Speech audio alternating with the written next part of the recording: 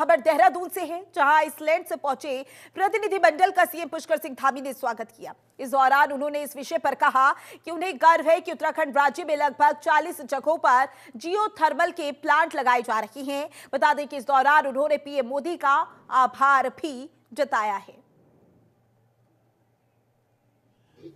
आपने बताया कि मैं सबसे पहले तो हमारे सभी जो आइसलैंड की ओर से जो प्रतिनिधिमंडल आया है, एम्बेसडर साहब और उनके सभी साथियों का, सभी का सबका मैं स्वागत करता हूं यहाँ पर हमारे यहाँ आने पर। और एक बहुत शानदार पहल यहाँ पर शुरू हुई है। और जैसा कि आपने बताया कि आपके प्राइम मिनिस्टर और हमारे आदरणीय प्रधानमंत्री ऑनरेबल नरेंद्र मोदी जी की चर्चा हुई थी, और मैंने भी उनसे इस बार जो ये हमारा एमओयू साइन हो रहा है जियो थर्मल का, उनसे उनको मैंने अवगत कराया था कि हम लोग आपके साथ आज 17 तारीख को 17 जनवरी को आपके साथ एमओयू करने वाले हैं। ये आदरणीय प्रधानमंत्री जी इससे अवगत हैं, तो और उन्होंने बड़ी प्रसन्नता भी व्यक्त करी है। हमारे राज्य में ऐसे लगभग 40 ऐसे स्थान हैं जियो थर्मल के जो चिन्हित किए गए हैं, और हमारा भी उद्देश्य है कि भाई हरित ऊर्जा को बढ़ावा देना। इस बार जो हमारे राष्ट्रीय खेल हो रहे हैं, ये राष्ट्रीय खेल भी हमारे ग्रीन गेम्स की थीम पर आयोजित किए जा रहे हैं कि जिसमें कम से कम कार्बन हो, कम से कम ऊर्जा लगे और कम से कम पेपर लगे।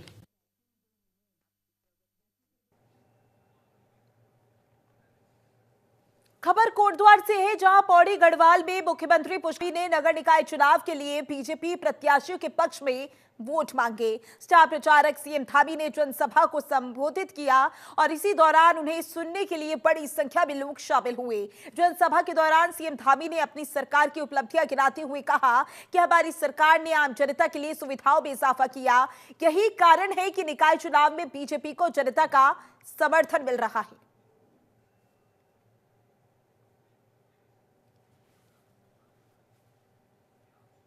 भारतीय जनता पार्टी ने ऐसे व्यक्ति को यहाँ पर नगर पालिका परिषद के अध्यक्ष पद के लिए प्रत्याशी बनाया है, और साथ में एक सभासदों की टीम भी है। उन सब के लिए मैं आज आप सबका समर्थन, आप सबका आशीर्वाद मांगने के लिए आया हूं, क्योंकि बहुत सारे काम सचमुच मैं भी इस टेहरी से मेरा भी अपना बहुत व्यक्तिगत लगाव है, और बड़े मैं छोटा था तब से मैं लगातार टेहरी आता रहा हूं, चाहे टेहरी हो, चाहे कोटेश्वर क्षेत्र हो, यहाँ के हर क्षेत्र से मेरा नाता है। और अब मैं भी चाहता हूं, हमारे विधायक जी भी चाहते हैं, हमारे अन्य जनप्रतिनिधिगण भी सब लोग चाहते हैं कि यहाँ पर बहुत सारे काम आगे बढ़ने चाहिए। लेकिन उसके लिए जरूरी है कि जैसे आप सब लोगों ने राज्य की सरकार बनाई है, आपने आदरणीय मोदी जी को देश का प्रधानमंत्री बनाने में अपना योगदान दिया है, उसी प्रकार यहाँ पर जो टिहरी में एक परिपाटी है, जिसके बारे में अभी मस्ता सिंह नेगी जी कह रहे थे, विधायक जी कह रहे थे, हमसे पूरे बोलने वाले वक्ताओं ने यहाँ पर बहुत विस्तार से बोला होगा। सच में दो जगह पर भाजपा की सरकार है, केंद्र में भी सरकार, राज्य में भी सरकार, डबल इंजन की सरकार, और आप ट्रिपल इंजन की सरकार बनाएंगे तो मैं आप सबको गारंटी देता हूं कि जितने काम इन्होंने मस्ता सिंह नेगी जी ने कहा है, विधायक जी उसके लिए प्रयास कर रहे हैं, उन सभी कामों को हम आगे बढ़ाएंगे। तो हरिद्वार पहुंचे सीएम पुष्कर सिंह धामी ने भाजपा प्रत्याशी राजीव शर्मा के समर्थन में रोड शो किया। उन्होंने शिवालिक नगर पालिका क्षेत्र में अमृत महोत्सव चौक से रोड शो किया है। सीएम धामी के रोड शो का उद्देश्य जनता का ध्यान आकर्षित करना और आगामी चुनावों में भाजपा को मजबूत समर्थन दिलाना रहा है। वहीं रोड शो के दौरान भाजपा कार्यकर्ताओं और समर्थकों का भारी हुजूम उमड़ पड़ा। बता दें कि सीएम धामी ने जनता से सीधा संवाद किया और भाजपा प्रत्याशियों के लिए वोट की अपील भी की है।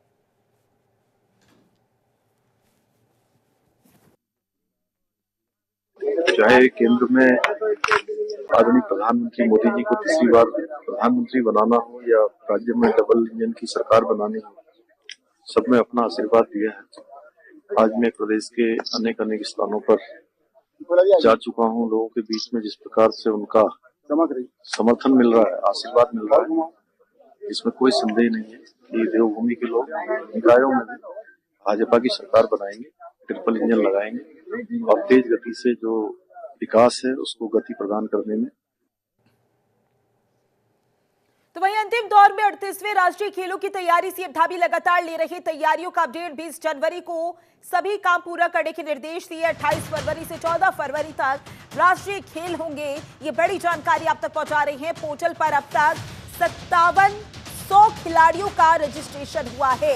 30 खेलों के लिए अलग अलग रजिस्ट्रेशन करवाए गए हैं और इसी के साथ समय समय पर खेल मंत्री भी तैयारियों की समीक्षा करते हुए नजर आ रही हैं। तो ये बड़ी जानकारी लगातार आप तक पहुंचा रही है। 28 जनवरी से 14 फरवरी तक राष्ट्रीय खेल होगा।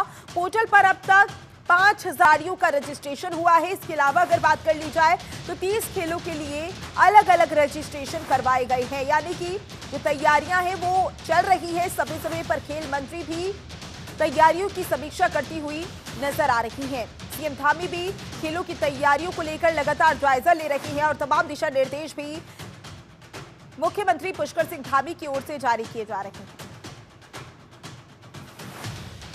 बड़ी जानकारी, बड़ी खबर आपकी टीवी स्क्रीन पर। अंतिम दौर में राष्ट्रीय खेल की तैयारियां चल रही हैं। तारीखों का भी ऐलान हो गया है। 28 जनवरी से 14 फरवरी तक राष्ट्रीय खेल होंगे।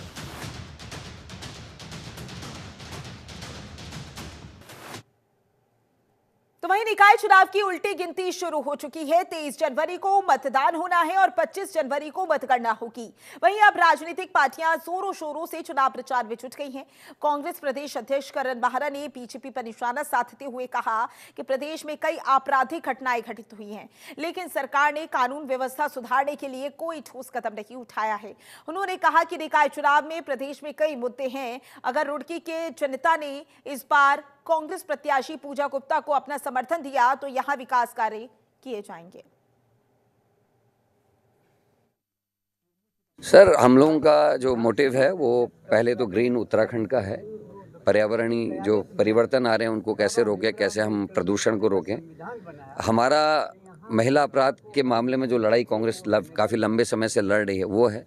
कांग्रेस जहां महिला डिग्री कॉलेज, महिला पॉलिटेक्निक, महिला इंटर कॉलेज, महिला हाई स्कूल खोलते रही है और राजीव गांधी जी ने महिलाओं को 30% आरक्षण देकर महिलाओं का सम्मान करने का काम किया, वहीं भारतीय जनता पार्टी के शासन में हम महिला अपराध में उत्तराखंड पहले स्थान में चले गए। अंकिता से लेके आपके हरिद्वार की वो दलित बच्ची जिसका 26 जून को बलात्कार और हत्या हुई, उसके अलावा ISBT की घटना है और भी बहुत सारी घटनाएं हैं वो हुई हैं। और अभी हालिया दिनों में जो बीजेपी के मंत्री सुबोध उनियाल जी ने कोटद्वार में जो बयान दिया, आप सबने देखा होगा, उससे शर्मनाक और क्या हो सकता है। बीजेपी की जो मानसिकता है उसको मंत्री जी ने अपने कोटद्वार के बयान में साबित कर दिया, दिखा दिया है।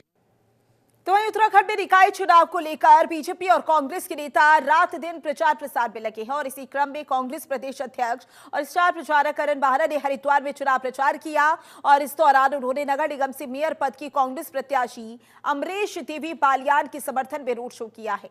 बता दें कि राज्य में 23 जनवरी को निकाय चुनाव के लिए वोटिंग होनी है।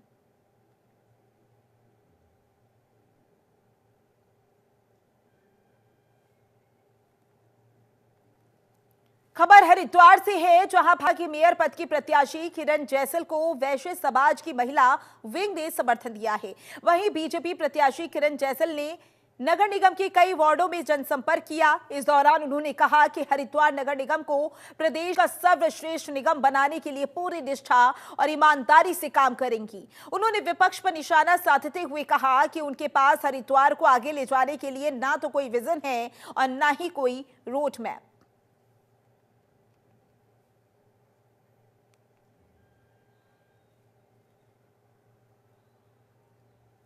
प्रदेश सरकार कई जगहों पर टनल पार्किंग के साथ साथ शहरों में भी अंडरग्राउंड पार्किंग के लिए योजना बना रही है और शहरी विकास चंद अग्रवाल ने कहा कि प्रदेश में पर्यटन के लिहाज से करोड़ों यात्री आते हैं, इसलिए सरकार का सबसे ज्यादा फोकस पार्किंग पर है। इसी का कारण है कि ट्रैफिक से लोगों को दिक्कतों का सामना करना पड़ता है। अगर पार्किंग व्यवस्थित होगी तो लोगों को ट्रैफिक की समस्या से निजात मिल सकेगी। उन्होंने कहा कि आवास विभाग के तहत अभी तक कई पार्किंग स्वीकृत की जा चुकी हैं, जिन पर काम भी चल रहा है, जबकि कई पार्किंग तैयार हो चुकी हैं। मंत्री अग्रवाल ने बताया कि टनल पार्किंग और अंडरग्राउंड पार्किंग को लेकर विभाग द्वारा सर्वेक्षण का काम जारी है। उत्तराखंड पहला प्रदेश होगा जिसमें टनल पार्किंग होगी। प्रकार से माननीय धामी जी की सरकार ने ये दूसरा कार्यकाल प्रारंभ किया, तब से लगातार पार्किंग के लिए तो हम बहुत विशेष फोकस कर रहे हैं, क्योंकि हमारे यहाँ चारधाम यात्रा, अन्य पर्यटन गतिविधि या सामान्य लोगों को निश्चित रूप से ट्रैफिक से दिक्कत रहती है।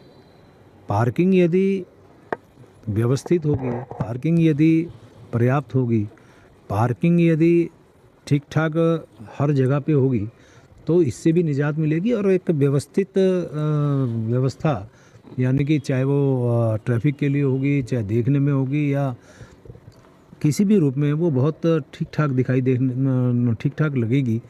तो हमने बहुत सारी पार्किंग इस बीच में, चूँकि मेरा ही विभाग है आवास, उसमें हमने स्वीकृत की है। आगे बढ़ेंगे, जहां बीजेपी ने रुड़की नगर निगम के लिए घोषणा पत्र जारी किया। कैबिनेट मंत्री सतपाल महाराज ने बीजेपी का घोषणा पत्र जारी किया है। उन्होंने कहा कि घोषणा पत्र जनता की राय के आधार पर बनाया गया है ताकि रुड़की की समस्याओं को हल किया जा सके। उन्होंने कहा कि देश में डबल इंजन की सरकार के बाद अब रुड़की को भी एक छोटी सरकार चुनना है, जिसमें बीजेपी प्रत्याशी अनीता अग्रवाल को मेयर चुनना होगा ताकि यहां का विकास किया जा सके। सतपाल महाराज ने कहा कि बीजेपी सरकार घोषणा पत्र गई बातों को पूरा करेगी। इसी के साथ उन्होंने ये भी कहा, हम जो बोलते हैं उसको पूरा करते हैं। संकल्प पत्र में बहुत से मुख्य मुद्दे हैं। यूसीसी कानून है इसके अंदर, और इसमें सोनाली नदी पर जो है ब्रिज बनने की बात है, और इसके अंदर नजूल की भूमि को फ्री होल्ड करने की बात है, जो बहुत बड़ी अहम समस्या है, उसको निदान के लिए इसमें रखा गया है। ये सब गलत बात है। इस संकल्प पत्र के अंदर जो कुछ भी है उसके पीछे हम लोगों का पूरा कटिबद्धता है और संकल्प है, और इसको हम पूरा करेंगे। जो मेयर चुन करके जाएगी, निश्चित रूप में ट्रिपल इंजन की सरकार काम करेगी। केंद्र में भाजपा की सरकार है, राज्य में भाजपा की सरकार है, यहाँ भी भाजपा का मेयर होगा, तेजी से काम। निजुन भूमि के लिए क्या बनाया जाए? बोल दिया। निजुन भूमि जो है उसका मुद्दा यहाँ पे, वो तो कहते हैं फ्री होल्ड करेंगे ना, उसे नजूल की भूमि को फ्री होल्ड करेंगे ताकि स्टेट को रेवेन्यू। हरिद्वार निकाय चुनाव में हर के पौड़ी कॉरिडोर और राजकीय मेडिकल कॉलेज बड़ा मुद्दा बन गया है। कांग्रेस की मेयर पद की प्रत्याशी अमरीश देवी बालियान ने रैली निकाली और इस रैली में कांग्रेस प्रदेश अध्यक्ष करण बाहरा और सोनीपत से कांग्रेस सांसद सतपाल ब्रह्मचारी समेत कई नेता और कार्यकर्ता शामिल हुए। तो वहीं करण बाहरा ने आरोप लगाया कि कॉरिडोर बनाकर भाजपा हरिद्वार के पौराणिक स्वरूप को बिगाड़ना चाहती है। उन्होंने कहा कि मेडिकल कॉलेज को पूंजीपतियों के हाथ में देना उचित नहीं है। तो वहीं सांसद सतपाल ब्रह्मचारी ने कहा कि मेडिकल कॉलेज पीपीपी मोड पर देना एक बड़ा षड्यंत्र है। वो इस मुद्दे को संसद में जरूर उठाएंगे। के लिए कॉरिडोर एक बड़ा मुद्दा है। हजारों लोग बेघर और बिजनेस के हो जाएंगे, लोगों के बिजनेस खत्म होंगे, और यहाँ की पौराणिकता, यहाँ की संस्कृति जो है वो खत्म हो गया। हम नहीं चाहते कि बनारस की तर्ज पे या अयोध्या की तर्ज पे यहाँ नुकसान किया जाए। नगर पालिका में हमारी चेयरमैन थी, उनकी मदद से ज़मीन दी गई जो सैकड़ों करोड़ की ज़मीन है, और उसमें कई 100 करोड़ रुपया बिल्डिंग बनाने में लग गया, और अब लाके वो जो है साहब को दे दी जा रही है। और उसका सबसे बड़ा उदाहरण रामनगर का पीपीपी मॉडल का हॉस्पिटल है, वही भिक्यासैन भी चलता है। अभी 2 बड़े बस हादसे हुए, क्या हालात थी, लोगों को कैसे इलाज नहीं मिला, आप सब ने देखा है। और वही चीज़ यहाँ कर रहे हैं।